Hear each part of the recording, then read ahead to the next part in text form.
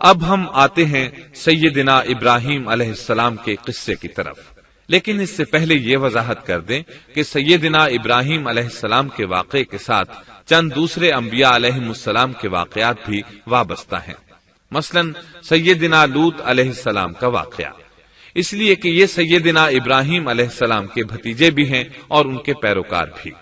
اسی طرح آپ کے صاحبزادوں سیدنا اسماعیل اور سیدنا اسحاق علیہ السلام کے واقعات ساتھ ساتھ چلتے ہیں۔ اس کی وجہ یہ ہے کہ سیدنا اسماعیل علیہ السلام کی ولادت کے وقت ابراہیم علیہ السلام کی عمر 87 سال تھی، اور سیدنا اسحاق علیہ السلام کی پیدائش کے وقت سیدنا ابراہیم علیہ السلام کی عمر 100 سال تھی، جبکہ سیدنا ابراہیم علیہ السلام کی کل عمر 175 سال ہوئی، اس لیے ان کے واقعات ساتھ ساتھ چلتے ہیں۔ ابراہیم علیہ السلام کا قصہ سناتے ہوئے ان حضرات کا ذکر ساتھ ساتھ ضرور آئے گا، تو آئیے شروع کرتے ہیں قصہ ابراہیم علیہ السلام کا۔ صالح علیہ السلام کے بعد اللہ تعالیٰ نے سیدنا ابراہیم علیہ السلام کو مبعوث فرمایا۔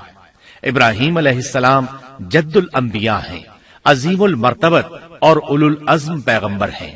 آپ کے والد کا نام طارق تھا، جبکہ اس کا لقب آزر تھا۔ آزر مدد کرنے والے کو کہتے ہیں۔ یہ شخص اپنے قبیلے کے افراد کی مدد کیا کرتا تھا، غمخواری کرتا تھا، اس لیے اس کا لقب آزر مشہور ہو گیا تھا۔ قرآن مجید میں ابراہیم علیہ السلام کا قصہ 73 مقامات پر ذکر ہوا ہے۔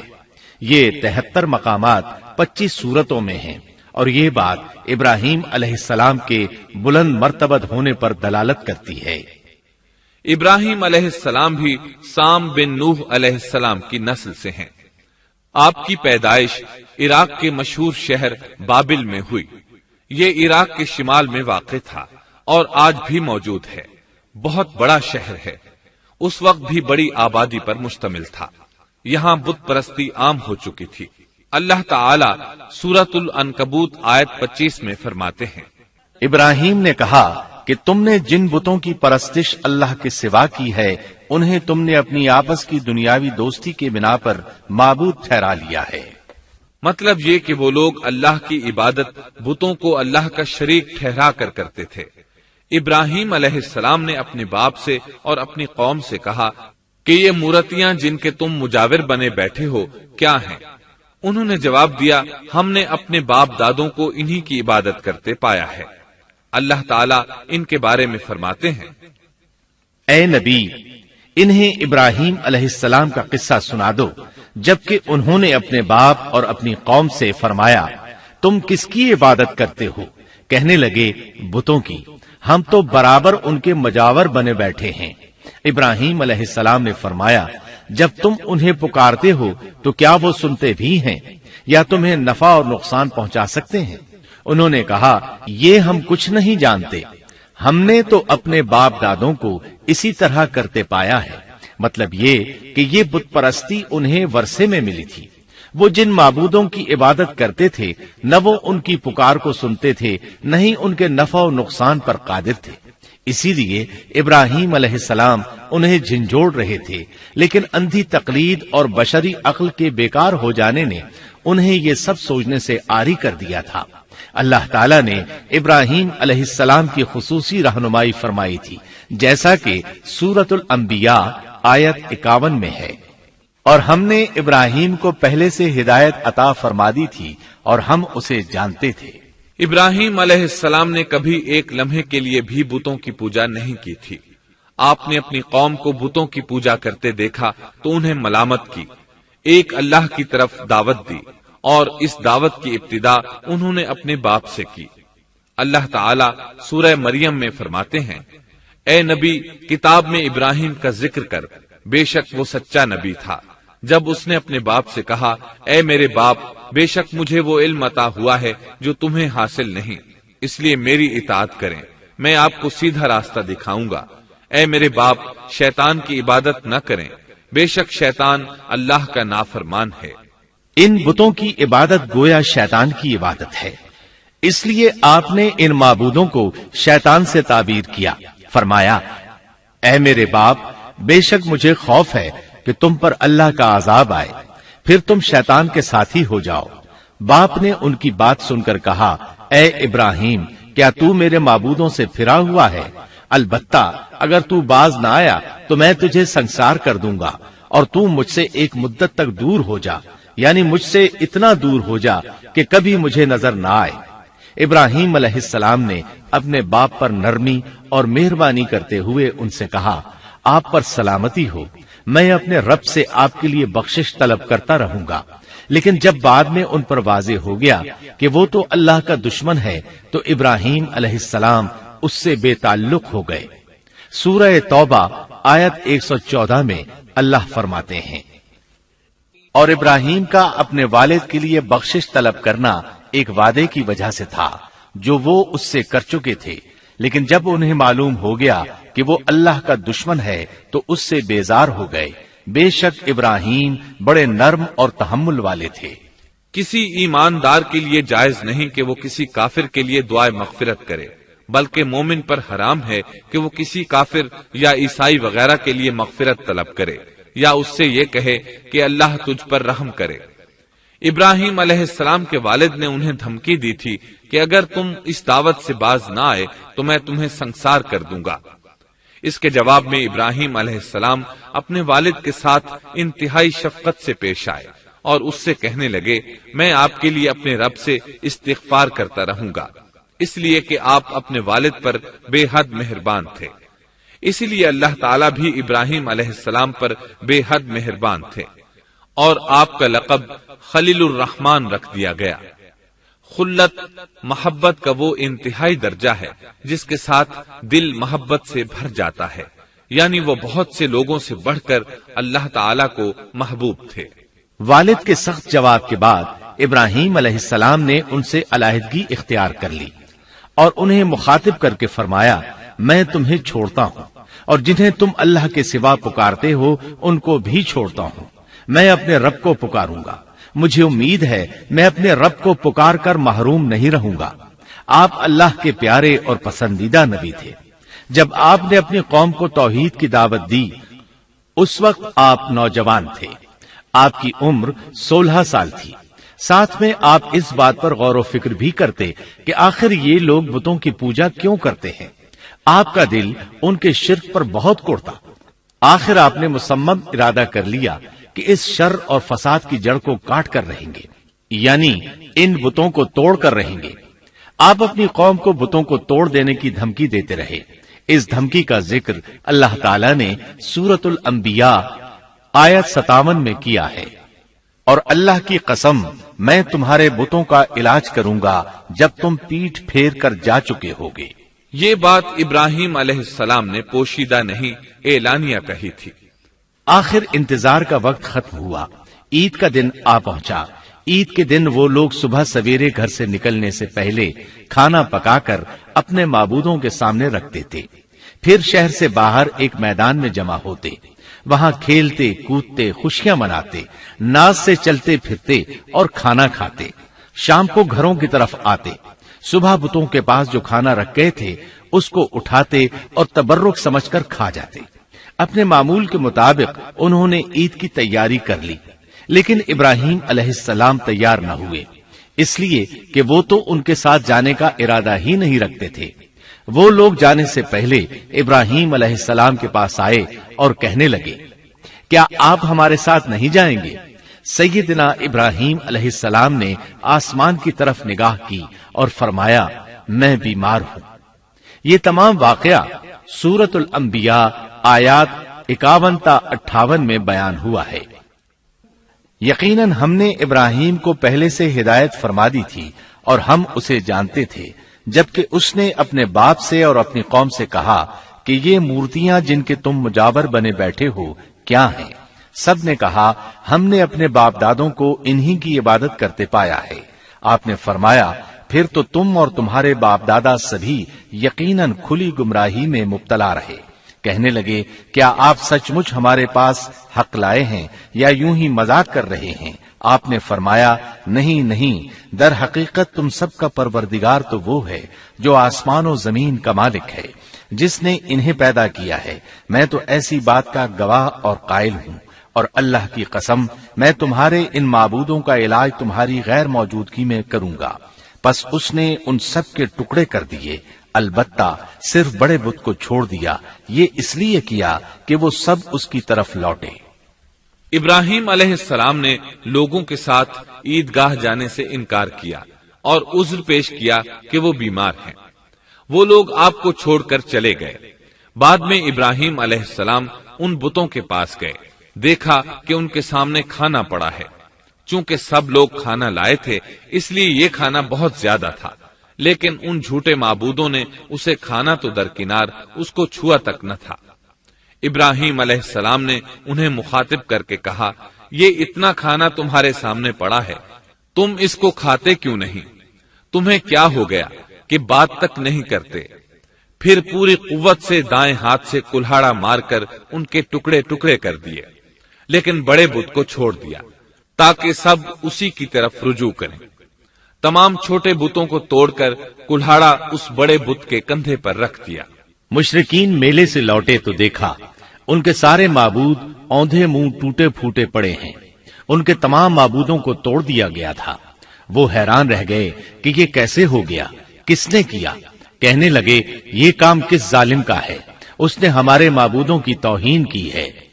اس وقت جن لوگوں نے ابراہیم علیہ السلام کا وہ کلام سنا تھا انہیں ان کا خیال آ گیا، کہنے لگے، وہ نوجوان جس کا نام ابراہیم ہے اسے ہم نے اپنے بتوں کی مذمت کرتے سنا ہے۔ اللہ کی قدرت کہ ابراہیم علیہ السلام کا جو مقصد تھا وہ خود بخود پورا ہو رہا تھا۔ قوم کے لوگ مشورہ کر رہے تھے کہ سب کو جمع کرو اور اسے بلاؤ، پھر اسے سزا دو۔ چنانچہ تمام اہل باطل چھوٹے بڑے جمع ہو گئے، کارروائی شروع ہو گئی۔ کہنے لگے، اے ابراہیم، ہمارے معبودوں کے ساتھ یہ لغو حرکت تو نے کی ہے۔ ابراہیم علیہ السلام نے جواب دیا، یہ کام تو اس بڑے بت کا ہے، مجھ سے کیوں پوچھتے ہو؟ تم اپنے معبودوں سے کیوں نہیں پوچھ لیتے کہ ان کے ٹکڑے کس نے اڑائے ہیں؟ ابراہیم علیہ السلام کا جواب سن کر وہ سب سوچ میں پڑ گئے، پھر کہنے لگے، ہم نے بڑی غلطی کی، اپنے معبودوں کے پاس کسی کو حفاظت کے لیے نہیں چھوڑا۔ اس قدر واضح بات محسوس کر کے بھی وہ ظالم ایمان نہ لائے، بلکہ شیطان نے ان کے دلوں میں وسوسہ ڈالا اور انہوں نے غور و فکر کر کے کہا، اے ابراہیم، کیا تمہیں علم نہیں؟ یہ تو بے زبان ہیں، یہ بول نہیں سکتے۔ اب ابراہیم علیہ السلام نے فرمایا، تب پھر تم اللہ کے سوا اس چیز کی عبادت کرتے ہو جو تمہیں کچھ بھی نفع نہ دے سکے اور نہ نقصان پہنچا سکے۔ تعجب ہے تم پر اور ان پر بھی جنہیں تم اللہ کے سوا پکارتے ہو، کیا تم میں بالکل عقل نہیں؟ اس طرح ابراہیم علیہ السلام نے ان پر حقیقت خوب اچھی طرح واضح کر دی۔ ان سے فرمایا، تم ان کی پوجا کرتے ہو جن کو تم خود تراشتے ہو، یعنی ان کا حال تو یہ ہے کہ تم نے ان کو خود اپنے ہاتھوں سے تراشا اور ان کی عبادت کرنے لگے، جبکہ تمہیں اور تمہاری بنائی ہوئی چیزوں کو اللہ ہی نے پیدا کیا ہے۔ ابراہیم علیہ السلام نے ایک کلہاڑے کی مدد سے ان سب بتوں کو تہس نہس کر دیا تھا۔ یہ اس بات کی واضح ترین نشانی تھی کہ یہ بالکل بے بس ہیں، لیکن اس واضح نشانی کے باوجود وہ اپنے کفر ہی پر ڈٹے رہے اور لگے ابراہیم علیہ السلام کو دھمکیاں دینے۔ کہنے لگے، اس کے لیے ایک آتش کدہ بناؤ اور اسے اس دہکتی آگ میں ڈال دو۔ پھر ان لوگوں نے ایک چٹیل میدان کا انتخاب کیا جہاں مٹی نام کی کوئی چیز نہیں تھی۔ اس میدان کو پتھروں کی باڑ کے ساتھ گھیر دیا گیا۔ پھر سب لوگوں کو حکم دیا گیا کہ وہ لکڑیاں جمع کر کے اس گھیری ہوئی جگہ میں رکھیں۔ چنانچہ سب لوگ لکڑیاں جمع کر کے وہاں لانے لگے، یہاں تک کہ عورتوں اور بچوں نے بھی اس کام میں بڑھ چڑھ کر حصہ لیا۔ میدان میں اتنی لکڑیاں جمع ہو گئیں کہ زمین نظر نہیں آتی تھی۔ یہ لکڑیاں زمین پر ایک اونچی دیوار محسوس ہوتی تھیں۔ پھر ان لکڑیوں کو آگ لگائی گئی۔ جب آگ کے شعلے آسمان سے باتیں کرنے لگے تو انہوں نے ابراہیم علیہ السلام کو آگ میں ڈالنے کے لیے ایک جھولا تیار کیا۔ اس میں سیدنا ابراہیم علیہ السلام کو رکھا گیا۔ اس وقت آپ نے یہ دعا پڑھی، حسبنا اللہ ونعم الوکیل۔ ہمیں اللہ کافی ہے اور وہی بہترین کارساز ہے۔ یہ کلمہ ہر محتاج اور مصیبت زدہ کو پڑھنا چاہیے۔ بخاری میں ہے، رسول اللہ صلی اللہ علیہ وسلم نے فرمایا، حسبن اللہ و نعم الوکیل ابراہیم علیہ السلام نے اس وقت فرمایا تھا جب انہیں آگ میں پھینکا جانے لگا تھا۔ مطلب یہ کہ ہم اللہ ہی پر بھروسہ کرتے ہیں، اس کے سوا ہمارا کسی پر بھروسہ نہیں۔ بعض روایات میں یہ بھی ہے کہ جب ابراہیم علیہ السلام کو آگ میں ڈالا جانے لگا تو جبریل علیہ السلام آئے اور کہا، اے ابراہیم، کوئی حاجت ہے تو میں حاضر ہوں۔ ابراہیم علیہ السلام نے فرمایا، اگر تم اپنی مرضی سے آئے ہو تو مجھے تمہاری کوئی ضرورت نہیں۔ ایک دوسری روایت میں ہے کہ بارش کے فرشتے نے حاضر ہو کر کہا تھا، اے ابراہیم، مجھے حکم دیجئے میں بارش برسا کر اس آگ کو بجھا دوں۔ لیکن ایسی تمام روایات ضعیف ہیں۔ یوں بھی اللہ کا حکم ان سے پہلے کام کرنے والا تھا۔ اللہ تعالیٰ سورہ انبیاء آیت 69 اور 70 میں فرماتے ہیں، ہم نے کہا، اے آگ ابراہیم پر ٹھنڈی ہو جا اور سلامتی والی ہو جا۔ گو انہوں نے ابراہیم کا برا چاہا لیکن ہم نے انہیں ہی نقصان پانے والا کر دیا۔ چنانچہ جب ابراہیم علیہ السلام کو آگ میں ڈالا گیا تو وہ ٹھنڈی ہو گئی۔ ابن عباس رضی اللہ عنہما فرماتے ہیں، اگر اللہ تعالیٰ آگ سے یہ نہ فرماتے کہ سلامتی والی ٹھنڈی ہو جا تو وہ اس قدر سرد ہو جاتی کہ اس کی ٹھنڈک سے تکلیف محسوس ہوتی۔ گویا آگ بھی اللہ کے حکم کے بغیر نہیں جلا سکتی، چھری اللہ کے حکم کے بغیر نہیں کاٹ سکتی، اس لیے کہ یہ بھی اللہ کی مخلوق ہیں اور ان کی قدرت بھی اللہ کے پاس ہے۔ وہ چاہے تو ان کو قدرت عطا کر دے، چاہے تو قدرت واپس لے لے۔ آگ کو ٹھنڈا ہونے کا حکم ہوا، وہ ٹھنڈی ہو گئی۔ اس نے نہ ابراہیم علیہ السلام کے کپڑے جلائے، نہ جسم کے کسی حصے کو کوئی نقصان پہنچایا، صرف وہ رسیاں جلائیں جن سے آپ کو باندھا گیا تھا۔ سبحان اللہ۔ لوگ آگ کے گرد اس انتظار میں کھڑے تھے کہ جو ہی انہیں آگ میں پھینکا جائے گا وہ جل کر راکھ ہو جائیں گے، لیکن وہ یہ دیکھ کر حیران رہ گئے کہ ابراہیم علیہ السلام بڑے ناز سے آگ کے درمیان بیٹھے ہیں۔ بعض روایات میں ہے کہ ابراہیم علیہ السلام فرمایا کرتے تھے، مجھے ان دنوں جو راحت اور سکون حاصل تھا ویسا آگ سے نکلنے کے بعد نہیں ہوا۔ لوگ اس معجزے کو دیکھ کر حیرت زدہ تھے۔ پھر ابراہیم علیہ السلام آگ سے نکلے۔ اتنا بڑا معجزہ دیکھنے کے باوجود لوط علیہ السلام کے سوا کوئی شخص پورے بابل شہر سے ان پر ایمان نہ لایا۔ اللہ تعالیٰ فرماتے ہیں، پس ابراہیم پر لوط ایمان لائے۔ مطلب یہ کہ پوری بستی سے لوط علیہ السلام تھے جو آپ پر ایمان لائے تھے، باقی تمام لوگ کفر ہی پر ڈٹے رہے۔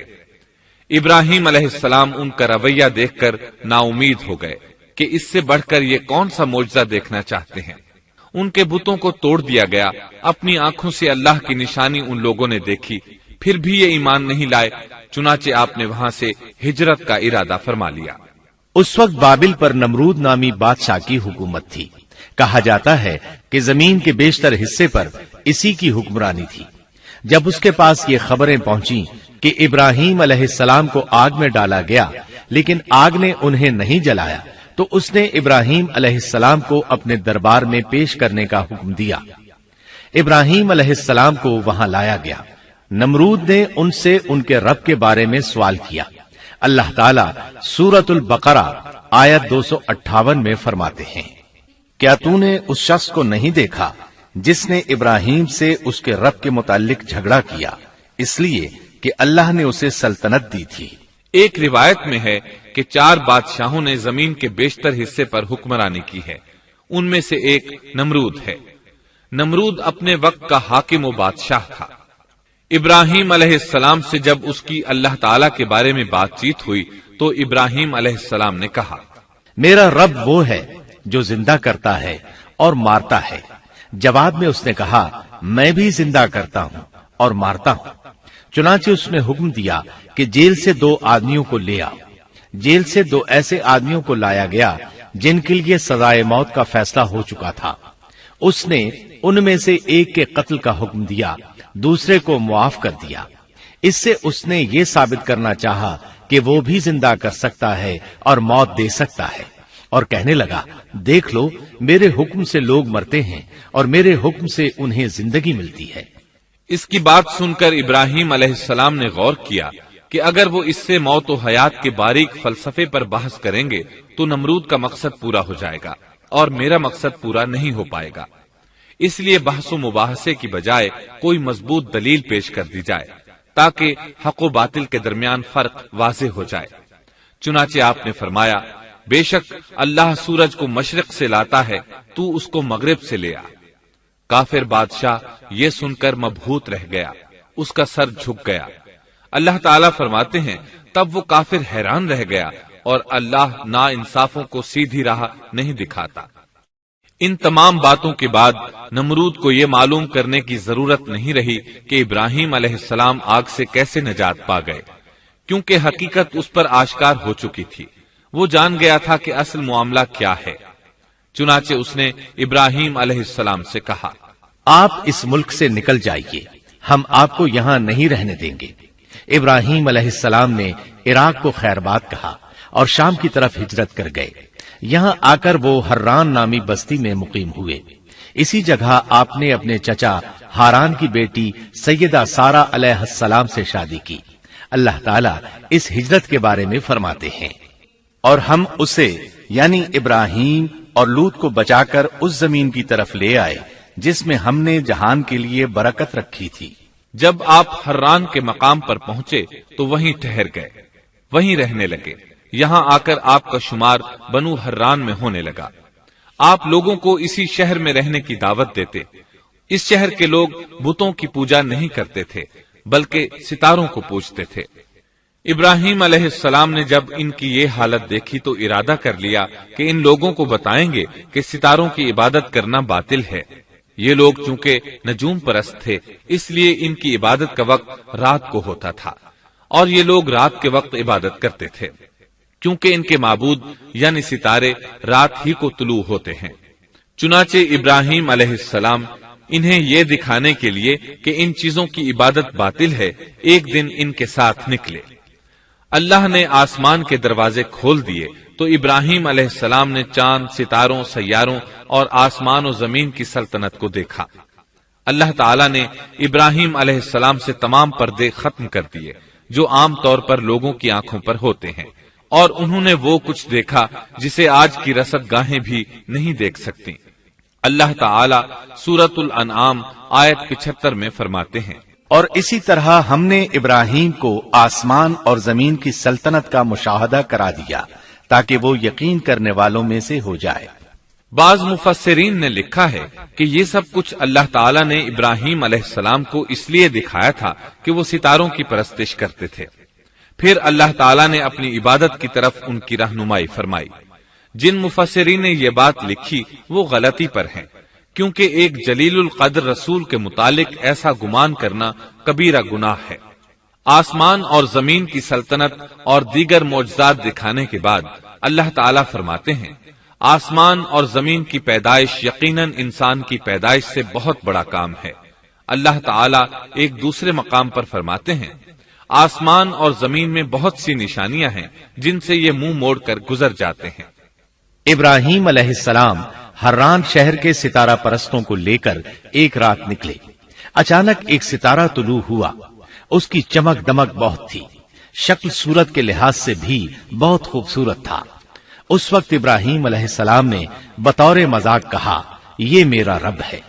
لیکن جب وہ ستارہ کچھ دیر بعد چھپ گیا تو کہنے لگے، یہ تو غروب ہو گیا، یہ رب کیسے ہو سکتا ہے؟ جو چھپ جائے وہ رب نہیں ہو سکتا، پس میں تو غروب ہونے والوں کو پسند نہیں کرتا۔ اگلے روز وہ پھر ان لوگوں کو ساتھ لے کر نکلے تو چاند کو دیکھا۔ یہ شکل صورت میں ستاروں سے کہیں زیادہ خوبصورت تھا، روشن تھا، لیکن یہ بھی غروب ہو گیا۔ تو ابراہیم کہنے لگے، اگر مجھے میرے رب نے ہدایت نہ کی تو میں گمراہ لوگوں میں شامل ہو جاؤں گا۔ اے اللہ، تو کہاں ہے؟ اپنی طرف میری رہنمائی کر۔ ان باتوں سے ابراہیم علیہ السلام ان لوگوں کو غور و فکر کی دعوت دے رہے تھے تاکہ وہ غور کریں، آخر رب چھپ کیسے سکتا ہے؟ اگر چاند رب ہے اور دن کے وقت کسی کو اپنے معبود کی حاجت ہوگی تو وہ کیا کرے گا؟ لہذا چاند کسی صورت رب نہیں ہو سکتا۔ پھر جب دن چڑھا اور سورج طلوع ہوا تو کہنے لگے، یہ میرا رب ہے، یہ تو سب سے بڑا ہے۔ پھر لوگوں کو مخاطب کر کے کہنے لگے، تم رات کو چھوٹے چھوٹے ستاروں کی پوجا کرتے ہو، کیوں نہ تم اتنے بڑے ایک ہی رب کی پوجا کر لو۔ لیکن جب وہ بھی غروب ہو گیا تو کہنے لگے یقیناً میں تمہارے شرک سے بیزار ہوں. یہ معبود کیسے ہو سکتے ہیں؟ ان میں تو تبدیلی آتی رہتی ہے، کبھی طلوع ہوتے ہیں کبھی غروب ہوتے ہیں. یہ اس بات کی دلیل ہے کہ یہ مخلوق ہیں اور ان کا خالق کوئی اور ہے جس کے حکم کے یہ تابع ہیں. جب یہ خود مخلوق ہیں اور کسی اور کے تابع ہیں تو کسی کو نفع نقصان پہنچانے پر کس طرح قادر ہو سکتے ہیں؟ پھر اپنی قوم کو مخاطب کر کے کہنے لگے میں اپنا رخ اس کی طرف کرتا ہوں جس نے آسمانوں کو یکسو ہو کر پیدا کیا اور میں شرک کرنے والوں میں سے نہیں ہوں. اب بھی وہ اپنی بات پر اڑے رہے. تب آپ نے فرمایا تم مجھ سے اللہ کے بارے میں جھگڑ رہے ہو. مجھے تو اللہ راہ دکھا چکا ہے اور اس نے مجھے دلیل عطا فرمائی ہے. میں یقیناً جانتا ہوں کہ تمہارے تمام معبود بے بس اور بے طاقت ہیں. جاؤ تم سے اور تمہارے ان معبودوں سے جو ہو سکے کر لو. میرے رب کی مرضی کے بغیر کچھ بھی نہیں ہو سکتا. میرے رب نے ہر چیز کے علم کو اپنے گھیرے میں لے رکھا ہے. کیا پھر بھی تم نصیحت حاصل نہیں کرو گے؟ اور میں تمہارے معبودوں سے خوف کیوں کھاؤں؟ تم اللہ سے نہیں ڈرتے؟ ان کو اللہ کا شریک ٹھہرا رہے ہو. اللہ نے اس کی کوئی دلیل نازل نہیں کی. اگر تم میں صحیح علم ہے تو تم ہی بتلا دو کہ ہم دونوں جماعتوں میں سے امن کا زیادہ حقدار کون ہے. امن انہی کے لیے ہے جو ایمان لانے کے بعد دین کو شرک سے خلط ملط نہیں کرتے. حقیقت میں ہدایت یافتہ وہی لوگ ہیں. یہی ہمارے وہ دلائل تھے جو ہم نے ابراہیم علیہ السلام کو ان کی قوم کے مقابلے میں عطا کیے تھے، اور ہم جسے چاہیں مرتبے میں بڑھا دیں. بے شک تیرا رب بڑی حکمت والا ہے. ان لوگوں نے پھر بھی کفر ہی کیا، کوئی بھی ایمان نہ لایا. چنانچہ ابراہیم علیہ السلام نے ایک بار پھر ہجرت کی اور مصر جا پہنچے. مصر کے بادشاہ کو خبر ملی کہ ایک شخص ہجرت کر کے آیا ہے اور اس کے ساتھ ایک عورت ہے. وہ بہت زیادہ حسین و جمیل ہے. چنانچہ اس ظالم نے اپنے کارندوں کو بھیجا کہ اس عورت کو میرے پاس لے آؤ. ساتھ ہی اس سے پوچھنا کہ تمہارے ساتھ جو آدمی ہے وہ کون ہے. اگر وہ اس کا خاوند ہو تو اسے قتل کر دینا. ادھر بادشاہ نے اپنے کارندوں کو حکم دیا. ادھر اللہ نے ابراہیم علیہ السلام کی طرف وحی بھیج دی. انہوں نے سارا علیہ السلام سے کہا اگر وہ تجھ سے میرے بارے میں پوچھیں تو بتا دینا تم میری بہن ہو. پھر سارا سے بولے اے سارا، روئے زمین پر میرے اور تیرے سوا کوئی مومن نہیں، یعنی یہ کافروں کی سرزمین ہے، یہاں کوئی مومن نہیں، اس لحاظ سے تم میری دینی بہن ہو. پھر بادشاہ نے ابراہیم علیہ السلام کو پیش کرنے کا حکم دیا. اس نے آپ سے پوچھا یہ عورت کون ہے؟ آپ نے فرمایا یہ میری بہن ہے. اس طرح ابراہیم علیہ السلام کی زندگی میں 3 موقع ایسے آئے کہ انہوں نے اللہ کے دین کی حمایت اور مدافعت کے لیے توریہ کیا. توریہ کا مطلب یہ ہے کہ واقعہ کچھ اور ہو لیکن کوئی شخص کسی خاص مصلحت کی وجہ سے اسے 2 معانی والے الفاظ کے ساتھ اس انداز میں بیان کرے کہ سننے والا اس واقعہ کو نہ سمجھ سکے بلکہ اس کا ذہن خلاف واقعہ چیز کی طرف منتقل ہو جائے. شریعت نے بعض مخصوص حالات میں اس کی اجازت دی ہے. وہ 3 مواقع جہاں ابراہیم علیہ السلام نے توریہ فرمایا ان کی وضاحت کچھ اس طرح ہے. ایک یہ کہ آپ نے میلے پر نہ جانے کی غرض سے ان لوگوں سے کہا تھا کہ میں بیمار ہوں. دوسرے موقع پر یہ فرمایا تھا یہ کام اس بڑے سردار بت کا ہے. تیسرے سارا علیہ السلام کو دینی بہن قرار دیا. اس ظالم بادشاہ نے سارا علیہ السلام کو اپنی تحویل میں لے لیا. جب سارا علیہ السلام کو معلوم ہوا کہ وہ ایک بدکار شخص ہے تو انہوں نے اللہ تعالیٰ سے دعا کی اے اللہ تجھے معلوم ہے میں تجھ پر اور تیرے نبی پر ایمان لائی ہوں اور اپنے جسم کو اپنے خاوند کے سوا ہر ایک سے محفوظ رکھا ہے، لہٰذا آپ اس کافر کو مجھ پر مسلط نہ کیجیے گا. چنانچہ اس کافر بادشاہ نے جب سیدہ سارا کو پکڑنے کے لیے اپنا ہاتھ بڑھایا تو اس کا ہاتھ شل ہو گیا اور اپنی جگہ پر جم گیا. وہ لگا چیخ پکار کرنے. اس میں اتنی طاقت نہ رہی کہ اپنے ہاتھ کو حرکت دے سکے. اس کی آواز سن کر اس کے محافظ بھاگے ہوئے آئے. انہوں نے اس کے ہاتھ کو چھڑانا چاہا لیکن چھڑا نہ سکے. اس کی یہ حالت دیکھ کر سیدہ سارہ خوف زدہ ہو گئیں۔ انہوں نے سوچا اگر یہ مر گیا تو لوگ کہیں گے اسے میں نے قتل کیا ہے۔ چنانچہ انہوں نے اللہ سے دعا کی کہ اسے چھوڑ دیا جائے۔ اللہ تعالیٰ نے آپ کی دعا قبول کر لی، اس کا ہاتھ ٹھیک ہو گیا، لیکن وہ ظالم پھر بھی نہ ڈرا۔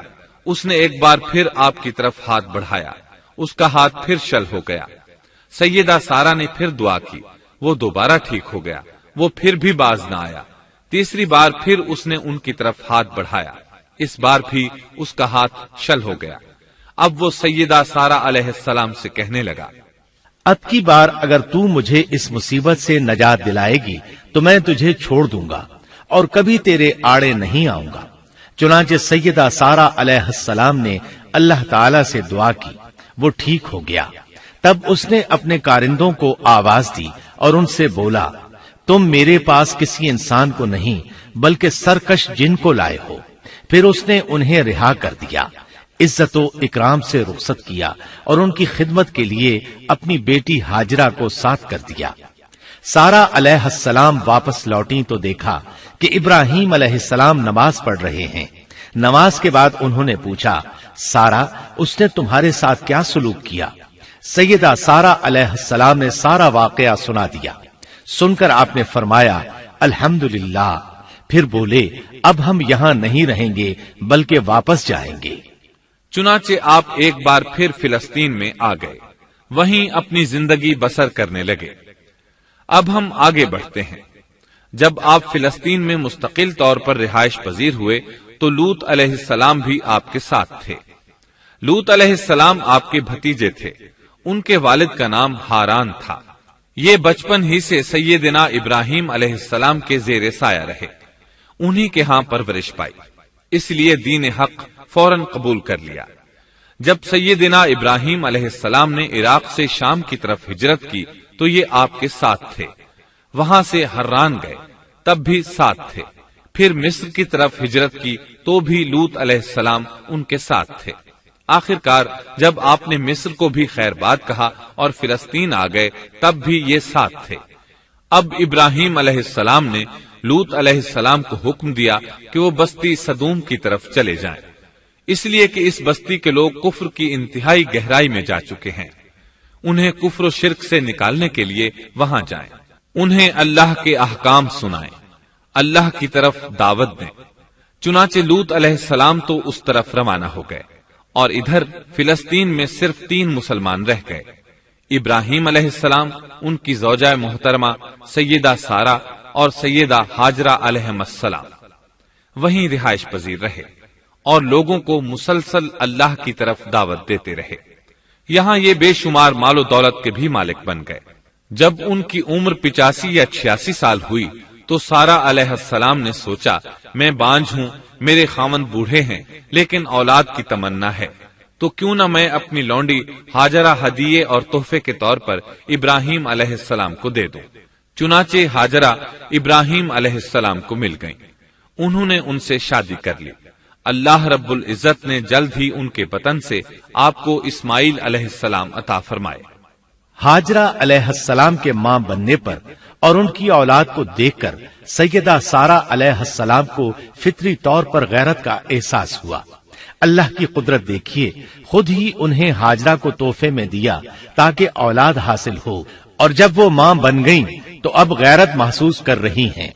اپنی اس کیفیت سے مجبور ہو کر سیدہ سارہ نے ابراہیم علیہ السلام سے کہا، آپ مجھے اس کے ساتھ ایک جگہ پر نہ رکھیں۔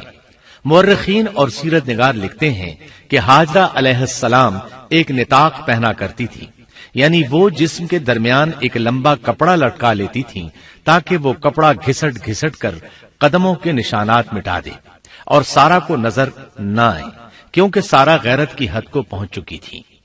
ابراہیم علیہ السلام نے جب سارہ علیہ السلام کے اندر غیرت کے آثار دیکھے تو ہاجرہ کو ان کی نگاہوں سے دور کر دیا۔ ادھر اللہ کا حکم بھی نازل ہو گیا کہ اپنی بیوی ہاجرہ اور دودھ پیتے بچے اسماعیل کو ساتھ لے لیں اور مکہ کی طرف رخ کر لیں۔ ابراہیم علیہ السلام مکہ کی طرف روانہ ہوئے، یہاں تک کہ مکہ پہنچ گئے۔ یہ جگہ اس وقت بالکل ویران اور بے آباد تھی، نہ کوئی انسان تھا نہ پانی، نہ نباتات کے آثار تھے، غرض کوئی چیز نظر نہیں آتی تھی، بس پہاڑوں کے درمیان ایک بے آب و گیاہ میدان تھا۔ یہی وہ مقدس اور تاریخی وادی تھی جہاں ابراہیم علیہ السلام اپنی زوجہ اور لخت جگر کو چھوڑ کر واپس پلٹے۔ سیدہ ہاجرہ علیہ السلام کو بہت حیرت ہوئی، انہیں یہ امید نہیں تھی کہ ان کے خاوند انہیں ایک بے آباد جگہ تنہا چھوڑ کر چل دیں گے، اس پر بچے کی ذمہ داری الگ تھی۔ چنانچہ انہوں نے ابراہیم علیہ السلام کو آواز دی، لیکن انہوں نے مڑ کر بھی نہ دیکھا۔ اب وہ ان کے پیچھے آئیں اور قریب پہنچ کر بولی، اے ابراہیم، ہمیں کہاں چھوڑے جا رہے ہو؟ یہاں نہ پانی، نہ خوراک، نہ کوئی انسان۔ ابراہیم علیہ السلام نے پھر بھی کوئی جواب نہ دیا، کوئی پریشانی بھی ظاہر نہ کی اور چلتے رہے۔ سیدہ ہاجرہ بھی آپ کے پیچھے چلتی رہیں اور پوچھتی رہیں کہ ہمیں کس کے حوالے کر کے جا رہے ہیں؟ یہاں تو کوئی بھی جاندار نہیں، مکمل طور پر بے آباد علاقہ ہے۔ لیکن انہوں نے اب بھی کوئی توجہ نہ دی۔ آخر سیدہ ہاجرہ نے کہا، کیا آپ کو اللہ نے اس کام کا حکم دیا ہے؟ اب آپ نے جواب میں فرمایا، ہاں۔ تب سیدہ ہاجرہ بولی، اگر یہ بات ہے تو اللہ تعالی ہرگز ہمیں ضائع نہیں ہونے دے گا۔ جب انسان اللہ کے احکام کو بجا لائے تو اس کے دل سے فقر و فاقے کا خوف نکل جاتا ہے، اور اللہ اسے طرح طرح کے انعامات سے نوازتا ہے۔ انسان جب تک اللہ کے احکام کو بجا لاتا رہے گا تب تک اللہ کی نصرت اور اس کی تائید شامل حال رہے گی۔ چنانچہ جو ہی ہاجرہ علیہ السلام کو پتا چلا کہ انہیں تنہا چھوڑ جانا اللہ کے حکم کی بنا پر ہے تو فوراً یقین بھرے لہجے میں بولی، تب اللہ ہمیں ضائع نہیں کرے گا۔ یہ کہہ کر وہ اپنے شیر خوار بچے کی طرف پلٹ گئیں۔ خوراک اور پانی چند دن میں ختم ہو گئے، پانی کا ایک قطرہ پاس نہ رہا۔ اب پانی کی تلاش شروع کی، لیکن اپنے لیے تو درکنار، ماں کو بیٹے کے لیے بھی پانی نہ ملا نہ خوراک۔ اب بچہ لگا بھوک سے بلکنے، خوراک نہ ملنے کی وجہ سے ماں کا دودھ بھی خشک ہو گیا تھا۔ عورت کتنی بھی باحوصلہ ہو اپنے بچے کو بھوک سے بلکتے نہیں دیکھ سکتی۔ اب انہوں نے بچے کو وہیں چھوڑا اور تیزی سے قریبی پہاڑی صفا کی طرف لپکی۔ اوپر چڑھ کر ادھر ادھر نظر دوڑائی کہ شاید کسی طرف پانی یا خوراک نظر آ جائے یا کسی انسان کی جھلک نظر آ جائے۔ جب کچھ نظر نہ آیا تو نشیب کی طرف چلی، ساتھ میں بچے کی طرف بھی دیکھتی جاتی تھی۔ نشیب میں پہنچی تو بچہ نظروں سے اوجھل ہو گیا۔ اس پر اور بے چین ہوئی اور بلندی کی طرف دوڑی۔ اس طرح مروہ پہاڑی پر چڑھ گئی۔ وہاں بھی چاروں طرف نگاہ دوڑائی لیکن کچھ نظر نہ آیا۔ خیال آیا کہ پھر کوشش کرنی چاہیے۔ اس خیال سے مروہ پہاڑی سے اتری اور صفا کی طرف چل دی۔ درمیان میں نشیب کی وجہ سے بچہ نظر نہ آیا تو دوڑنے لگی۔ اس طرح پھر صفا پر چڑھ گئی۔ اللہ اکبر! ایک تو عورت ذات کمزور، پھر بھوک پیاس سے نڈھال، اس پر کس قدر سعی اور کوشش میں مصروف، وہ بھی اپنے بچے کے لیے۔ بہرحال بار بار کوشش کے خیال سے انہوں نے صفا اور مروہ پہاڑیوں کے درمیان 7 چکر لگائے۔ یہی وجہ ہے مسلمان عازمین حج صفا و مروہ کے درمیان سعی کرتے ہیں تاکہ اس واقعے کی یاد تازہ ہو جائے۔ جب وہ آخری مرتبہ مروہ پر پہنچی تو انہوں نے ایک آواز سنی۔ یہ آواز اسماعیل علیہ السلام کے قریب سے آئی تھی۔ انہوں نے پوری توجہ سے آواز کو سننے کی کوشش کی اور جلدی سے اسماعیل کے قریب پہنچی۔ کیا دیکھتی ہیں، اسماعیل کے قدموں کے نیچے سے پانی پھوٹ رہا ہے، کیونکہ جبریل علیہ السلام کو اللہ نے اس صابرہ خاتون کی مدد کے لیے بھیجا تھا۔ انہوں نے زمزم والی جگہ پر اپنا پر مارا تو اسماعیل کے قدموں کے پاس سے ایک عظیم چشمہ رحمت نمودار ہوا۔ مستقبل کے پیغمبر کے قدموں کے نیچے سے اللہ نے جبریل فرشتے کے ذریعے زمین پھاڑ کر پانی نکال دیا۔ یہی آب زمزم کا آغاز تھا۔ ہاجرہ علیہ السلام پانی کو آنکھیں پھاڑ پھاڑ کر حیرت سے دیکھ رہی تھی۔ ان کی خوشی کی انتہا نہ رہی جب انہوں نے دیکھا پانی پھوٹ پھوٹ کر چاروں طرف بہ رہا ہے۔ زمین ہموار تھی، اس لیے انہوں نے زمین کو کھودنا شروع کر دیا تاکہ پانی ادھر ادھر نہ بہ جائے۔ پھر انہوں نے اس گڑھے کے چاروں طرف پتھر رکھ دیے اور زبان سے بولی، زم زم، اس کا مطلب ہے رک جا۔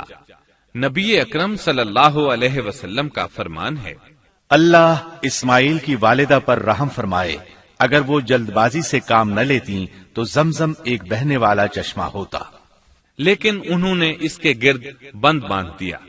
انہیں دراصل اس وقت پانی کی شدید ضرورت تھی، اس لیے انہوں نے پانی کو اپنے پاس جمع کر لیا تاکہ بہہ کر ضائع نہ ہو جائے۔ انہوں نے اسماعیل کو پانی پلایا، خود بھی خوب پیا، اور یہ اللہ تعالی کی طرف سے ان کی مہمان نوازی تھی۔ وہاں کوئی اور انسان نہیں تھا، نہ کھانے کی کوئی چیز تھی، بس یہی آب زمزم ان کے لیے کھانے اور پینے کا کام دے رہا تھا۔ اب چونکہ زمزم ایک چشمہ بن گیا تھا، اس لیے پرندے بھی آنے لگے۔ انہی دنوں عرب کے قبیلوں میں سے ایک قبیلہ بنو جرہم یمن کو خیر باد کہہ کر اس طرف آ رہا تھا۔ یمن میں ایک بہت بڑا ڈیم تھا، پہاڑوں کے درمیان انہوں نے پانی کو روک کر ایک بہت بڑا بند قائم کر رکھا تھا، اس سے پورا سال آسانی سے کھیتی باڑی کرتے تھے۔ اس ڈیم کی بدولت ان کا آب پاشی کا نظام بہت اچھا تھا۔ جب اس ڈیم کو اللہ تعالیٰ نے توڑا تو تمام لوگ وہاں سے منتشر ہو گئے اور جزیرہ عرب کے اطراف میں منتقل ہونے لگے۔ وہیں سے ہجرت کرنے والا ایک قبیلہ بنو جرہم تھا۔ یہ لوگ بنیادی طور پر عرب تھے۔ یہ قبیلہ سفر میں رہتا، جہاں کہیں پانی اور چراگاہ نظر آتے وہیں پڑاؤ ڈال دیتے۔ جب وہاں خوراک ختم ہو جاتی تو آگے سفر شروع کر دیتے۔ چونکہ وہ بہت بڑے تاجر تھے، اس بنا پر ان راستوں سے خوب واقف تھے۔ انہیں چشموں کا خوب علم تھا۔ ملک شام کی طرف بھی ان کی آمد و رفت تھی۔ یہ قبیلہ بنو جرہم مکہ کے قریب پہنچا تو فضا میں پرندوں کو منڈلاتے پایا۔ کہنے لگے ان پرندوں کی موجودگی میں ضرور کوئی راز ہے۔ اب انہوں نے اپنے کچھ آدمی اس طرف بھیجے۔ یہ لوگ جلد ہی چشمے تک پہنچ گئے۔ انہوں نے وہاں ایک عورت اور اس کے بچے کو پایا۔ پھر وہ لوگ ان کے پاس آئے، وہاں پڑاؤ ڈالنے کی اجازت مانگی۔ سیدہ ہاجرہ نے فرمایا، ٹھیک ہے، لیکن شرط یہ ہے کہ تمہیں اجرت ادا کرنا ہوگی۔ ان کے لیے یہ سستا سودا تھا۔ ان کے پورے قبیلے کو سامان زندگی مل رہا تھا، جبکہ صرف ایک عورت اور اس کے بیٹے کی ذمہ داری ان پر عائد ہو رہی تھی۔ انہوں نے فوراً حامی بھر لی اور وہاں رہائش اختیار کر لی۔ اس طرح یہ لوگ سیدہ ہاجرہ علیہ السلام کی معیشت کا ذریعہ بن گئے، اور اس طرح سیدنا اسماعیل علیہ السلام بنو جرہم میں پرورش پاتے رہے۔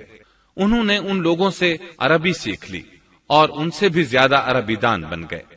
فصاحت اور بلاغت سے عربی میں بات چیت کرنے لگے۔ پھر ان کی اس قبیلے میں شادی ہو گئی۔ ان کی اولاد سے عرب قوم کا آغاز ہوا۔ انہی میں سے سرور کائنات محمد صلی اللہ علیہ وسلم کی ولادت باسعادت ہوئی۔ بنو جرہم کی آمد اور آبادی ابراہیم علیہ السلام کی دعا کا نتیجہ تھی۔ جب انہوں نے اپنی بیوی اور بچے یعنی دو کمزور انسانوں کو اس ویران جگہ چھوڑا تھا تو یہ دعا مانگی تھی، اے ہمارے پروردگار، میں نے اپنی کچھ اولاد اس بے آباد جنگل میں تیرے حرمت والے گھر کے پاس بسائی ہے۔ یہاں یہ سوال پیدا ہوتا ہے کہ کیا اس وقت بیت اللہ کی تعمیر ہو چکی تھی؟ درست بات یہ ہے کہ اس وقت خانہ کعبہ کی تعمیر نہیں ہوئی تھی۔ پھر سوال پیدا ہوتا ہے کہ کیا ابراہیم علیہ السلام کے زمانے سے پہلے اس کی تعمیر ہو چکی تھی یا صرف جگہ ہی معروف تھی؟ اس بارے میں دو طرح کی روایات ہیں۔ بعض میں آتا ہے کہ صرف اس کی جگہ معروف تھی، اور بعض میں ہے کہ ابراہیم علیہ السلام سے پہلے شیس علیہ السلام نے اس کو تعمیر کیا تھا، اور وہ گردش ایام کے ساتھ ساتھ منہدم ہو کر ختم ہو گیا۔ لیکن بہرحال اس کی جگہ معلوم تھی، اور وہی پہلا گھر تھا، جیسا کہ اللہ نے خبر دی ہے۔ اللہ تعالیٰ نے پہلا گھر جو لوگوں کے لیے مقرر کیا تھا وہی ہے جو مکہ میں ہے، اور وہ پوری دنیا کے لیے برکت اور ہدایت والا ہے۔ ابراہیم علیہ السلام نے اللہ تعالی سے یہ دعا مانگی تھی، اے ہمارے پروردگار، میں نے اپنی کچھ اولاد اس بے کھیتی کے جنگل میں تیرے حرمت والے گھر کے پاس بسائی ہے۔ اے ہمارے پروردگار، یہ اس لیے کہ وہ نماز قائم کریں، پس تو کچھ لوگوں کے دلوں کو ان کی طرف مائل کر دے اور انہیں پھلوں کی روزیاں عطا فرما تاکہ یہ شکر گزاری کریں۔ دن گزرتے رہے اور اسماعیل علیہ السلام بنو جرہم کے ماحول میں عمر کی منزلیں طے کرتے رہے، اور وہ ہوش سنبھالنے کے قریب ہو گئے۔ ابراہیم علیہ السلام ہر سال ایک دو بار اپنے گھرانے کی دیکھ بھال کے لیے چکر لگاتے تھے، جب اسماعیل علیہ السلام نے ہوش سنبھالا تو ایک بار پھر ایک عظیم آزمائش کا وقت آ گیا۔ ہوا یوں کہ ایک مرتبہ ابراہیم علیہ السلام مکہ تشریف لائے، ایک جگہ آرام کے لیے بیٹھے کہ نیند کی وادی میں پہنچ گئے۔ نیند میں انہوں نے خواب دیکھا کہ اپنے لخت جگر کو اپنے ہاتھ سے ذبح کر رہے ہیں، ساتھ ہی آنکھ کھل گئی۔ ابراہیم علیہ السلام جانتے تھے کہ انبیاء کرام کے خواب حقیقت ہوتے ہیں، اللہ کی طرف سے وحی ہوتے ہیں، اور شیطان کسی صورت ان کے خواب میں نہیں آ سکتا، لہذا انہوں نے اس خواب کے مطابق عمل کرنے کا پختہ ارادہ کر لیا، کسی قسم کی پریشانی کا شکار نہ ہوئے۔ اللہ رب العزت نے اس عظیم اور تعجب خیز واقعے کا قرآن مجید میں ذکر کرتے ہوئے فرمایا، اور ابراہیم نے کہا میں تو ہجرت کر کے اپنے پروردگار کی طرف جانے والا ہوں، وہ ضرور میری رہنمائی کرے گا۔ اے میرے رب، مجھے نیک بخت اولاد عطا فرما۔ تو ہم نے ایک بردبار بچے کی بشارت دی۔ پھر جب بچہ اتنی عمر کو پہنچا کہ اس کے ساتھ چلنے پھرنے لگا تو ابراہیم نے کہا میرے پیارے بیٹے، میں نے خواب دیکھا ہے کہ میں تجھے ذبح کر رہا ہوں، اب تو بتا تیری کیا رائے ہے؟ یہاں سوال پیدا ہوتا ہے کہ ابراہیم علیہ السلام نے اسماعیل علیہ السلام سے مشورہ کیوں لیا؟ وہ چاہتے تو اسماعیل کو سوتے میں ذبح کر دیتے، اس طرح اللہ کا حکم بجا لاتے۔ وہ بیٹے کے پاس کیوں گئے اور ان سے مشورہ کیوں لیا؟ جی ہاں، یہ مسئلہ یاد رکھنے کے قابل ہے کہ ہر مسلمان پر لازم ہے کہ وہ اپنے دوسرے مسلمان بھائی کو اجر و ثواب میں شامل کرنے کی کوشش کرے۔ ابراہیم علیہ السلام نے بیٹے کو ثواب میں شامل کرنے کے لیے انہیں اللہ کے حکم سے آگاہ کیا، یہ نہ چاہا کہ میں اکیلا ہی اجر لیتا رہوں، بلکہ دوسرے کی خیر خواہی کو پیش نظر رکھا۔ والدین کے لیے آپ کے اس انداز میں نصیحت موجود ہے، یہ کہ اولاد کو ثواب کے مواقع فراہم کریں، ان کی صحیح تربیت کریں، اگر صدقہ کرنے کا موقع ملے تو بچوں کے ذریعے صدقہ کرائیں تاکہ انہیں بھی اللہ کے راستے میں خرچ کرنے کی عادت پڑے۔ جب کسی دینی مجلس میں بیٹھنے کا موقع ملے تو اپنی اولاد کو بھی ساتھ لے کر جائیں۔ بے شمار لوگ خود تو جاتے ہیں، اولاد کو جانے کے لیے کہتے بھی نہیں، خود دین سیکھتے ہیں، اولاد کو دین نہیں سکھاتے۔ ابراہیم علیہ السلام نے اسماعیل علیہ السلام سے رائے لی۔ سبحان اللہ، انہوں نے جواب میں فرمایا اے ابا جان، آپ کو جو حکم ملا ہے کر گزریے۔ یہ نہیں کہا کہ مجھے تو حکم نہیں ہوا، بلکہ فوراً سر تسلیم خم کر دیا، اس لیے کہ وہ جانتے تھے انبیاء کا خواب حقیقت پر مبنی ہوتا ہے، اللہ کی وحی ہوتا ہے، اس لیے بالکل پریشانی ظاہر نہ کی، یہ تک نہ پوچھا مجھے کیوں ذبح کر رہے ہیں، یا میرا کیا جرم ہے، یا آپ کے پاس کون سا صریح حکم آیا ہے۔ انہوں نے ایسی کوئی بات نہ کہی، اللہ کی فرما برداری اسی کو کہتے ہیں۔ چنانچہ اپنے باپ سے کہا اے ابا جان، آپ کو جو حکم ہوا ہے اس کو کر گزریے، انشاءاللہ آپ مجھے صبر کرنے والوں میں پائیں گے۔ علماء کرام فرماتے ہیں اس جملے سے ان کا انتہائی ادب اور احترام شامل ہے، اور اس میں زبردست توکل موجود ہے۔ یہ نہیں کہا کہ آپ مجھے صبر کرنے والوں میں سے پائیں گے، بلکہ آپ نے اللہ کی مشیت کو جملے میں شامل کیا اور فرمایا انشاءاللہ آپ مجھے صبر کرنے والوں میں سے پائیں گے۔ لہذا مسلمانوں کو دھوکے میں نہیں پڑنا چاہیے، یہ نہ کہے میں سفر کروں گا، میں فلاں کام کروں گا، میں فلاں کام کے کرنے کی طاقت رکھتا ہوں، بلکہ یوں کہے اللہ نے چاہا تو میں سفر کروں گا، اللہ نے چاہا تو فلاں کام کروں گا۔ اپنے علم اور طاقت کے دھوکے میں پڑنا سراسر نادانی ہے۔ ہر چیز کا تعلق اللہ سے قائم کرے، جیسا کہ اللہ تعالیٰ فرماتے ہیں اور ہرگز ہرگز کسی کام پر یوں نہ کہنا کہ میں اسے کل کروں گا، مگر ساتھ ہی انشاءاللہ کہہ لینا۔ اپنی زبان کو اللہ کے ذکر سے سجا کر رکھو اور ہمیشہ اپنے معاملات کو اللہ کی طرف لوٹاؤ۔ بہرحال باپ بیٹا دونوں ہی مصمم ارادے کے ساتھ اللہ کا حکم پورا کرنے کے لیے پیش ہو گئے۔ اسماعیل علیہ السلام نے اپنے والد محترم سیدنا ابراہیم علیہ السلام سے کہا جب آپ مجھے ذبح کرنے لگیں تو میری پیشانی کو زمین پر رکھ دیجیے گا تاکہ آپ کو میرا چہرہ نظر نہ آئے اور کہیں آپ کے ہاتھ رک نہ جائیں، چہرہ دیکھ کر آپ پر شفقت پدری غالب نہ آ جائے۔ اب ابراہیم علیہ السلام نے بیٹے کی پیشانی پکڑ کر زمین پر لٹا دیا، جیسا کہ اللہ تعالی نے فرمایا۔ جب دونوں مطیع ہو گئے اور ابراہیم نے اسے پیشانی کے بل لٹا دیا، اب انہوں نے چھری پکڑی اور گردن پر چلا دی، لیکن چھری نے گردن نہ کاٹی، بالکل اسی طرح جیسے آگ نے ابراہیم کو نہیں جلایا تھا، اس لیے کہ چھری میں کاٹنے کی طاقت اور آگ میں جلانے کی صلاحیت اللہ کے حکم کے بغیر نہیں آ سکتی۔ اللہ نے دونوں سے یہ طاقتیں سلب کر لیں۔ اب ابراہیم زور لگا رہے ہیں، ادھر اسماعیل علیہ السلام کہہ رہے ہیں، ابا جان جلدی کیجئے، چھری چلائیے۔ اللہ تعالیٰ نے اس واقعے کا ذکر یوں فرمایا ہے، جب وہ دونوں مطیع ہو گئے اور ابراہیم نے اسے پیشانی کے بل لٹا دیا۔ اس مطیع ہونے سے مراد اللہ کے حکم کو نافذ کرنا ہے۔ اب ظاہر ہے مطیع تو وہ پہلے بھی تھے، لیکن یہاں اسلما یعنی مطیع ہونے سے مراد کامل اسلام ہے۔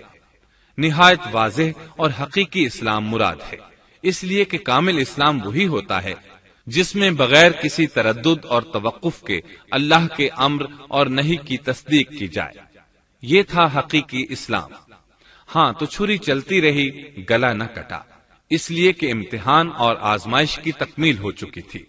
یہ بات ثابت ہو چکی تھی کہ اللہ کا حکم نافذ کرنے میں دونوں پوری طرح کوشاں ہیں۔ اللہ تعالیٰ بھی فرما برداری ہی کا صلہ عطا فرماتے ہیں۔ چنانچہ آواز آئی، قد صدقت الرؤيا، ہم نے اسے پکارا، اے ابراہیم تو نے خواب کو سچ کر دکھایا، یقیناً ہم اسی طرح نیکوکاروں کو جزا دیا کرتے ہیں۔ یقیناً یہ ایک کھلی آزمائش تھی۔ تاریخ کا ایک عظیم ترین امتحان اور کڑی آزمائش دنیا کو آج بھی حیرت میں ڈال دیتی ہے۔ کون ہے جو بیٹے کو ذبح کرنے پر تیار ہو جائے، خاص طور پر اس صورت میں جب اولاد بھی اکلوتی ہو، جس کی وجہ سے 86 سال کے بعد آنگن میں بہار آئی ہو۔ پھر اس کی قربانی کا بھی واضح حکم نہیں دیا گیا تھا، اشارتاً خواب میں رہنمائی کی گئی تھی۔ آپ کہہ سکتے تھے یہ قتل اور سنگین جرم ہے، کہہ سکتے تھے اپنے بیٹے کو کس جرم میں قتل کروں، لیکن آپ نے بغیر کسی تعامل کے سر تسلیم خم کر دیا اور اس عظیم امتحان میں کامیاب ہوئے۔ اللہ فرماتے ہیں، وَإِبْرَاهِيمَ الَّذِي وَفَّى، اور ابراہیم وہ ہیں جنہوں نے وفاداری کی۔ اس آیت میں یہ نہیں بتایا گیا کہ کس چیز میں وفاداری کی، اس لیے کہ وہ تو ہر معاملے میں مکمل طور پر وفاداری کا مظاہرہ کر چکے تھے۔ آگ میں ڈالے جانے والا معاملہ، بیوی اور بچے کو لق و دق میدان میں چھوڑ آنے کا معاملہ، پھر ذبح کا امتحان، تعمیر بیت اللہ کی مشقت، غرض ہر معاملے میں وفادار تھے، حتیٰ کہ اپنا مال اللہ کے راستے میں خرچ کرنے میں اس قدر وفادار کہ ابو زیفان کے لقب سے مشہور ہو گئے۔ اس کا معنی ہے مہمان نواز۔ کسی مہمان کو دسترخوان پر اپنے ساتھ بٹھائے بغیر ایک لقمہ نہیں کھاتے تھے، باہر نکلتے مہمان تلاش کرتے، پھر اس کے ساتھ مل کر کھانا کھاتے، مہمان نہ ملتا تو سخت غمگین ہو جاتے۔ اس طرح انہوں نے اللہ کے ہر حکم کی پاسداری کی۔ ذبح والے اس امتحان کا اللہ نے انہیں کیا صلہ دیا؟ اللہ فرماتے ہیں، ہم نے اسے عظیم ذبیحے کا بدلہ عطا کیا۔ ہاں تو ہم بتا رہے تھے چھری نے گلا نہ کاٹا۔ ایسے میں ابراہیم علیہ السلام نے ایک آواز سنی، آواز پیچھے سے آئی تھی۔ انہوں نے مڑ کر دیکھا، جبریل علیہ السلام نظر آئے۔ وہ آسمان سے ایک مینڈھا لے کر آئے تھے، دنیا کے مینڈھوں میں سے نہیں بلکہ جنت کا مینڈھا لائے تھے۔ سیدنا عبداللہ بن عباس رضی اللہ عنہما سے روایت ہے کہ وہ مینڈھا جنت میں 40 سال تک چرتا رہا۔ سفید رنگ، کشادہ آنکھوں، خوبصورت سینگوں والا حسین و جمیل مینڈھا تھا۔ بہرحال یہ ابراہیم علیہ السلام کی وفاداری کا بدلہ تھا جو اسماعیل علیہ السلام کے فدیے میں دیا گیا، اور پوری امت مسلمہ کے لیے حکم ہو گیا کہ اللہ کی رضا کے لیے قربانی اور ہدی پیش کرتے رہیں۔ کعبے کے پاس حرم الہی میں ہر سال یہ سنت ادا کی جاتی ہے، اور ان کے ساتھ ساتھ پوری زمین کے تمام خطوں پر بسنے والے مسلمان بھی اس عظیم فرمانبرداری کی علامت کے طور پر قربانیاں پیش کرتے ہیں۔ مینڈھے کے ذکر کا مطلب یہ ہے کہ ہم سنت ابراہیمی پر گامزن ہو جائیں، یہ میڈھا ہمیں اللہ کے لیے قربانی کا سبق دیتا ہے۔ ہمیں چاہیے سنت ابراہیمی کی اقتدا کرتے ہوئے ہم اپنی جانوں، اپنی اولاد اور اپنے مالوں کو اللہ کی راہ میں قربان کرنے کے لیے تیار ہو جائیں۔ اللہ تعالیٰ فرماتے ہیں، اور ہم نے اسے عظیم ذبیحہ عطا کیا اور ہم نے اس کا پچھلوں میں ذکر خیر چھوڑا، سلامتی ہو ابراہیم پر۔ اسی طرح ہی ہم نیکوکاروں کو جزا دیتے ہیں، یقیناً وہ ہمارے مخلص بندوں میں سے تھا۔ اور اسی طرح اللہ فرماتے ہیں، اور ہم نے اسے نیکوکار نبی اسحاق کی ولادت کی خوشخبری سنائی۔ یہ خوشخبری فلسطین کی طرف واپس لوٹنے کے بعد سنائی گئی۔ ایک اکلوتے بیٹے کی قربانی کے لیے تیار ہو جانے کے صلے میں اور سارہ علیہ السلام کی عظمت اور تکریم کے مد نظر اللہ تعالی نے اسحاق کی خوشخبری سنا دی۔ یہ آیت ذبح کے واقعے کے بعد اللہ تعالی نے ذکر فرمائی ہے، اس لیے معلوم ہوا پچھلی آیات میں اسحاق کے علاوہ کسی اور بیٹے کا ذکر ہوا ہے، اور وہ اسماعیل علیہ السلام ہی تھے، جبکہ یہودی روایات میں اسحاق علیہ السلام کو ذبیح قرار دیا جاتا ہے۔ یہ بالکل غلط ہے۔ ذبح کے واقعے کے بعد اسحاق علیہ السلام کی بشارت مل رہی ہے، پھر بھلا وہ پیدا ہونے سے پہلے ہی ذبیح کیسے بن گئے؟ اس لیے یہ قطعی بات ہے کہ اسماعیل علیہ السلام ہی ذبیح ہیں۔ اس کے کئی اور بھی دلائل ہیں جن کے ذکر کرنے کا یہاں موقع نہیں۔ بہرحال اس عظیم آزمائش میں بے مثال کامیابی کے بعد ابراہیم علیہ السلام فلسطین آئے اور 120 سال کی عمر میں اسحاق علیہ السلام کی بشارت ملی، جبکہ سارہ علیہ السلام کی عمر 90 سال تھی۔ ان پر بڑھاپا طاری ہو چکا تھا۔ ایسے میں 3 فرشتے آئے، وہ تو قوم لوط کی تباہی کے لیے آئے تھے۔ راستے میں اللہ کے حکم سے ابراہیم علیہ السلام اور ان کی اہلیہ سارہ کو خوشخبری سنائی، اور اس غرض کے لیے وہ انسانی شکل میں آئے تھے۔ ابراہیم علیہ السلام تو پہلے ہی بہت مہمان نواز تھے، انہیں دیکھ کر بہت خوش ہوئے کہ مہمان آ گئے۔ فرشتوں نے انہیں سلام کیا۔ ابراہیم علیہ السلام نے سلام کا جواب دیا۔ وہ حیرت زدہ تھے کہ یہ لوگ ان کی بستی کے رہنے والے تو ہیں نہیں، لیکن ان پر سفر کے نشانات بھی نہیں ہیں، جیسا کہ دور سے چل کر آنے والوں میں ہوتے ہیں، نہ ان کے پاس سواریاں ہیں۔ قرآن مجید میں آتا ہے، فرشتوں نے سلام کیا تو ابراہیم نے بھی سلام کیا اور دل میں خیال کیا یہ اجنبی لوگ ہیں۔ پھر وہ اپنی مہمان نوازی کی عادت کے مطابق انہیں اندر لے آئے، ان کے لیے کھانے کا انتظام کیا۔ اللہ تعالیٰ فرماتے ہیں، ہمارے بھیجے ہوئے فرشتے ابراہیم کے پاس خوشخبری لے کر آئے تو انہوں نے سلام کیا۔ ابراہیم نے سلام کا جواب دیا اور فوراً بھنا ہوا بچڑا لے آئے، اور بچڑا بھی موٹا تھا۔ ان کے سامنے کھانا پیش کیا، لیکن وہ بھلا کب کھانے کی طرف ہاتھ بڑھانے والے تھے۔ یہ دیکھ کر ابراہیم علیہ السلام نے خوف محسوس کیا کہ کہیں یہ دشمن نہ ہو۔ اس وقت فرشتوں نے کہا، ابراہیم نہ ڈر، ہم تو قوم لوط کی طرف بھیجے گئے ہیں۔ جب انہوں نے یہ باتیں کی تو سارہ علیہ السلام پاس کھڑی تھی، وہ ہنسنے لگی۔ وہ خوش خبری سے پہلے کیوں ہنس پڑی؟ علماء اس بارے میں کہتے ہیں کہ جب انہوں نے سنا یہ فرشتے لوط علیہ السلام کی بستی کو تباہ کرنے جا رہے ہیں تو ان کے خاتمے کی خبر سن کر وہ ہنستی۔ اس کے بعد فرشتوں نے یہ خوشخبری سنائی، ہم نے اسے اسحاق کی پیدائش کی خوشخبری دی اور اسحاق کے بعد یعقوب پوتے کی بھی خوشخبری دی۔ بہت جلد ہی ہم اسحاق سے تیری ویران گود کو آباد کریں گے، اور تو اپنی زندگی میں اس کے بیٹے یعقوب کو بھی دیکھ لے گی۔ اب 3 بشارتیں جمع ہو گئیں، بیٹا پیدا ہوگا، لمبی عمر ملے گی یعنی بیٹا جوان ہوگا، اور پھر وہ اپنے پوتے کو بھی دیکھے گی۔ اس سے بڑھ کر کیا عزت اور تکریم ہو سکتی ہے؟ اس لیے جب نبی کریم صلی اللہ علیہ وسلم سے پوچھا گیا کریم یعنی عزت والا کون ہے، تو آپ نے فرمایا کریم بن کریم بن کریم بن کریم، یعنی یوسف بن یعقوب بن اسحاق بن ابراہیم علیہ السلام۔ مطلب یہ کہ نبی بن نبی بن نبی بن نبی۔ یہ یوسف علیہ السلام کی شان ہے کہ خود بھی کریم، باپ بھی کریم، دادا بھی کریم اور پردادا بھی کریم۔ اس سے بڑھ کر عزت افزائی کیا ہو سکتی ہے؟ بہرحال فرشتوں نے انہیں خوشخبری دی۔ پھر انہوں نے ابراہیم کو ایک صاحب علم لڑکے کی بشارت دی۔ خوشخبری سن کر سیدہ سارہ حیران ہوئی، مارے حیرت کے منہ سے ہلکی سی چیخ نکل گئی۔ انہوں نے اپنے رخسار پر ہاتھ مارا جیسا کہ عورتوں کی عادت ہوتی ہے، کہنے لگی، ہائے افسوس، کیا میں بچہ جنوں گی حالانکہ میں بانجھ ہوں اور میرے خاوند بوڑھے ہیں؟ یہ تو حیرت کی بات ہے۔ ایک دوسری جگہ اللہ تعالیٰ نے یہ الفاظ فرمائے، کہنے لگی، میں بوڑھی اور بانجھ ہوں، بھلا میں بچے کو کیسے جنم دوں گی؟ اس پر فرشتوں نے کہا، تو اللہ کے حکم پر تعجب کرتی ہے، اے اہل بیت، یہ تو اللہ کی تم پر رحمت اور برکت ہے، وہ بہت بزرگ اور قابل تعریف ہے۔ دوسری آیت میں ہے، انہوں نے کہا، اسی طرح تیرے رب نے فیصلہ کیا ہے اور ہمیں کہا ہے، یقیناً وہ بہت حکمت والا ہے اور علم رکھنے والا ہے۔ یہ تھی اسحاق علیہ السلام کی ولادت کی خوشخبری۔ ابراہیم علیہ السلام مکے میں سیدنا اسماعیل علیہ السلام سے ملنے کے لیے آتے رہتے تھے۔ ایک روز آئے تو ان سے کہا، اے میرے بیٹے، اللہ تعالیٰ نے مجھے حکم دیا ہے کہ اس مقام پر اللہ کا گھر تعمیر کرنا۔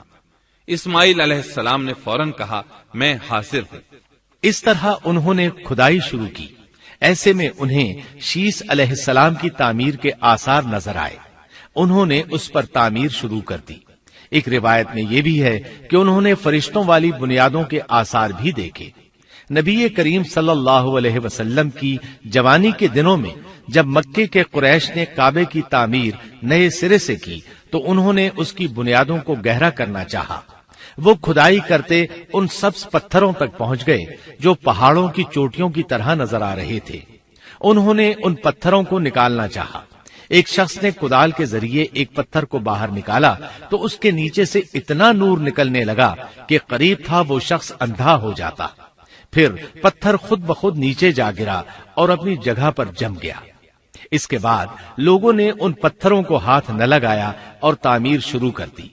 قرآن مجید میں تعمیر کعبہ اور بیت اللہ کا تذکرہ اس طرح آیا ہے، اور جب ہم نے بیت اللہ کے مکان میں ابراہیم کو جگہ دی اور فرمایا کہ میرے ساتھ شرک نہ کرنا اور میرے گھر کو طواف، قیام اور رکوع و سجود کرنے والوں کے لیے پاک رکھنا، اور فرمایا، بے شک لوگوں کے لیے جو پہلا گھر تعمیر کیا گیا ہے وہ مکہ میں ہے، وہ جہان والوں کے لیے برکت اور ہدایت کا ذریعہ ہے، اس میں واضح نشانیاں ہیں، مثلا مقام ابراہیم، تو جو کوئی حرم میں داخل ہوگا وہ امن میں آ جائے گا۔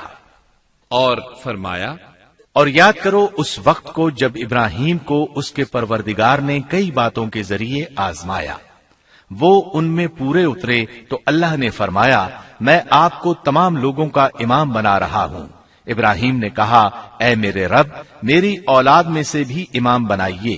جواب میں اللہ نے فرمایا، میرا امامت کا وعدہ ظالم لوگوں کے لیے نہیں ہے۔ اور اس وقت کو یاد کرو جب ہم نے بیت اللہ کو ثواب اور امن کی جگہ بنا دیا اور لوگوں نے مقام ابراہیم کو جائے نماز بنا لیا۔ ہم نے ابراہیم کو حکم دیا کہ میرے گھر کو طواف، اعتکاف، رکوع اور سجود کے لیے پاک رکھو، اور وہ وقت بھی یاد رکھو جب ابراہیم نے دعا کی، اے پروردگار، اس شہر کو امن والا بنا دے اور اس کے مومن بندوں کو پھلوں کا رزق عطا کر۔ اللہ تعالیٰ نے فرمایا، میں کافروں کو بھی تھوڑا فائدہ دوں گا، پھر انہیں آگ کے عذاب کی طرف بے بس کر دوں گا، یہ پہنچنے کی جگہ بری ہے۔ اور وہ وقت یاد کرو جب ابراہیم اور اسماعیل بیت اللہ کی بنیادوں کو بلند کر رہے تھے اور دعا مانگ رہے تھے، اے ہمارے رب، ہماری محنت کو قبول فرما، تو دعا کو سننے والا، جاننے والا ہے، اور ہمیں اپنا فرما بردار بنا، ہماری اولاد میں سے بھی ایک فرما بردار گروہ بنا، اور ہمیں عبادت کا طریقہ سکھا اور ہم پر رجوع فرما، کیونکہ تو ہی توبہ قبول کرنے اور رحم فرمانے والا ہے۔ اے ہمارے رب، ان لوگوں میں انہی میں سے ایک رسول بھیج جو ان پر تیری آیات کی تلاوت کرے اور انہیں کتاب و حکمت سکھائے، انہیں پاک کرے، یقیناً تو غالب حکمت والا ہے۔ تعمیر کے دوران جب ابراہیم علیہ السلام اس مقام تک پہنچے جہاں آج حجر اسود ہے تو اللہ تعالیٰ نے جنت سے ایک سفید پتھر بھیجا۔ حدیث میں ہے یہ پتھر نہایت سفید تھا، اب سیاہ ہو گیا ہے۔ انسانوں کی غلطیاں اس کے سیاہ ہونے کا سبب بنی۔ جب دیواریں انسانی قد کے برابر ہو گئیں تو اسماعیل علیہ السلام ایک پتھر لے آئے۔ اب ابراہیم علیہ السلام اس پتھر پر کھڑے ہوئے۔ وہ ننگے پاؤں تھے۔ اسی وقت پتھر پگھل گیا، ان کے پاؤں اس کے اندر کسی قدر دھنس گئے، پتھر پر ان کے پیروں کے نشانات آ گئے۔ اسی پتھر کو آج مقام ابراہیم کہا جاتا ہے۔ پہلے یہ پتھر بیت اللہ کی دیواروں کے ساتھ رکھا گیا تھا۔ جب لوگ طواف کے لیے آتے تو سیدنا ابراہیم کے پیروں کے نشانات دیکھنے کے لیے یہاں ہجوم ہو جاتا۔ اس طرح طواف کرنے والوں کو دقت کا سامنا ہوتا۔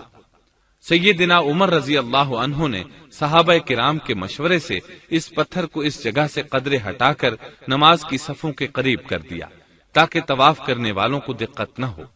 یہ مقام بہت مقدس ہے۔ اللہ نے فرمایا ہے، تم مقام ابراہیم کو جائے نماز مقرر کر لو۔ مقام ابراہیم کے قریب اس کے پیچھے ہو کر نماز پڑھنے کا موقع مل جائے تو لازماً وہاں 2 رکعت ادا کیا کرو۔ موقع نہ ملے تو پھر پوری مسجد حرام میں طواف سے فراغت والی 2 رکعت پڑھ لیا کرو۔ اس طرح کعبہ تعمیر ہوا۔ تب نیا حکم آیا، لوگوں میں جو استطاعت رکھے اس پر اللہ کے لیے حج بیت اللہ فرض ہے، اور جو شخص جان بوجھ کر اعراض کرے تو اللہ جہانوں سے بے نیاز ہے اور اسے اس کی کوئی پرواہ نہیں۔ ادھر ابراہیم علیہ السلام کو اللہ تعالی کی طرف سے اشارہ ہوا، لوگوں میں حج کا اعلان کر دیں۔ ابراہیم علیہ السلام کہنے لگے، اللہ میری آواز بھلا کس کس تک پہنچے گی؟ جواب آیا، آپ کے ذمے آواز لگانا ہے، پہنچانا ہمارا کام ہے۔ چنانچہ آپ عرفات کے ایک پہاڑ پر چڑھے اور آواز لگائی، لوگو بیت الحرام کا حج کرو۔ اللہ تعالیٰ نے معجزانہ طور پر یہ آواز تمام انسانوں تک پہنچا دی، خواہ وہ پیدا ہوئے تھے یا نہیں۔ دوسرا معجزہ یہ ہوا کہ اللہ نے بیت اللہ اور اس کے حج کی محبت لوگوں کے دلوں میں ڈال دی۔ اللہ نے فرمایا، اور آپ لوگوں میں حج کا اعلان کر دیں، وہ آپ کی طرف پیدل بھی آئیں گے اور دبلے پتلے اونٹوں پر بھی دور دور سے آئیں گے۔ اس طرح لوگ پیدل اور سوار ہو کر کثرت سے حج کے لیے آنے لگے اور یہ ویران علاقہ آباد ہونے لگا۔ یہ تھے حالات اور واقعات ابراہیم علیہ السلام کے۔ آپ نے 175 سال کی عمر میں وفات پائی۔